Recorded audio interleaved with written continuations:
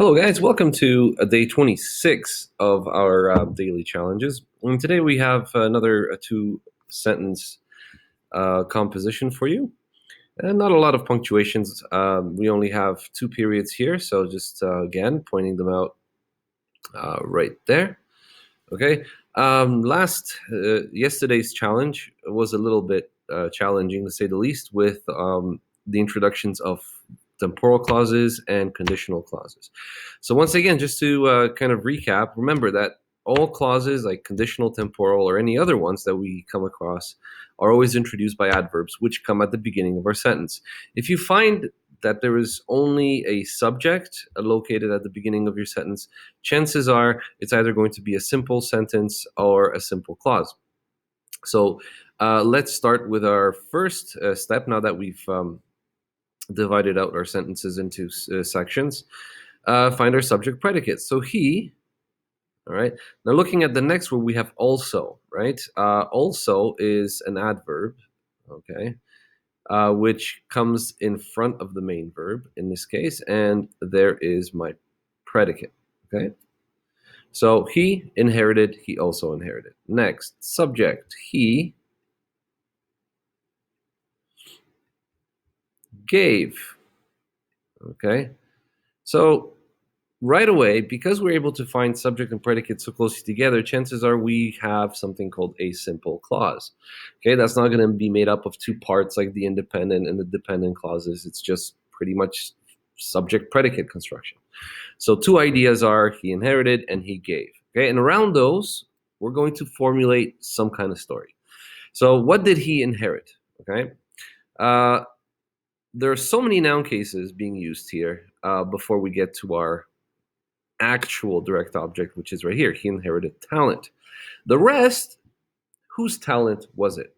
And notice that the possessive is always next to the noun it modifies. Okay, we can't say talent mother's or talent my mother's unless we want to change the apostrophe s to a preposition of. We could say the talent of my mother.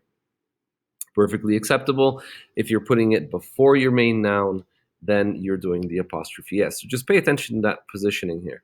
So mother's possessive, it's the mother's talent. So we'll just put a P here. And whose mother? My mother. Right, so two possessives right beside each other. And then we have a preposition for, okay? Now we want to say selflessness is an object of the preposition, but remember that for introduces an indirect object. Okay, so in other words, he inherited the talent. What talent was it? For indirectly selflessness. Okay, this is describing the direct object. Okay, awesome. Next, he gave. What did he give? You have to look for another direct object. Let me just turn these off. So we've got another possessive, his, and we have a direct object. So just like in part one here of the sentence, we have a preposition or a possessive right before our direct object. And there it is. Okay, whose seat? His seat. Now, another preposition to a man. Okay, notice that once again, to and for introduce an indirect object. Okay, so the man is indirectly being affected by the subjects giving up his seat. Okay, now surely and candor are all adjectives agreeing with man. Then we have another preposition, on bus, just a basic object of the preposition. And then we have another preposition, without. Okay, without what? A thought. Okay, so here we go. Pretty much a lot of objects of the preposition and a possessives in today's sentences. Cool.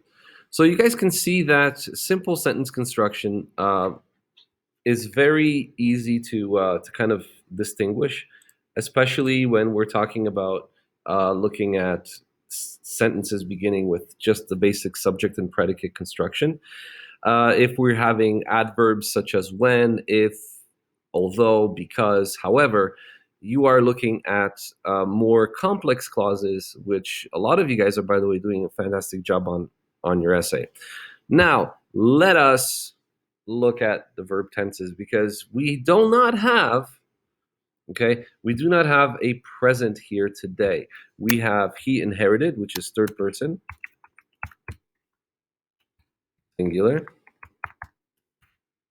And we now have to see whether or not this is a perfect, pluperfect, or an imperfect. Okay, imperfects, remember, are always simple or progressive, but they happen at a period of undefined period of time. If they're simple, they happened once. If they are progressive, they happen over a long period of time. Perfects happen just now; something has happened, versus the pluperfect, which has happened in the past before another action occurred. Right. So he inherited the seat after he had um, given it up. Okay. So in this case, it's imperfect. And he inherited once, so it's simple and it's true. Same thing for the next one, third person, singular, imperfect. Gave his seat, imperfect. How many times? Once, simple and indicative. All right, guys, that's pretty much it. Thank you so much for watching today's challenge. Uh, Hopefully, this is helping you in your writing and helping you kind of develop the skills you need to go forward. We'll be doing these every day until the end of the year. So, if you want to challenge Mr. G closer to the end of June, come up with some sentences. See if I can do them or not. And I may have some exciting news coming up soon. We'll be done with our essays in about 2 weeks. If you're still going to be writing them, don't worry. You have lots of time. We're just going to transition over into some narrative comprehension and some business letter writing for the grade 9s. Maybe we might even catch a movie in June. So stay tuned. Thank you so much for watching today's challenge. Have a great day, guys. Bye.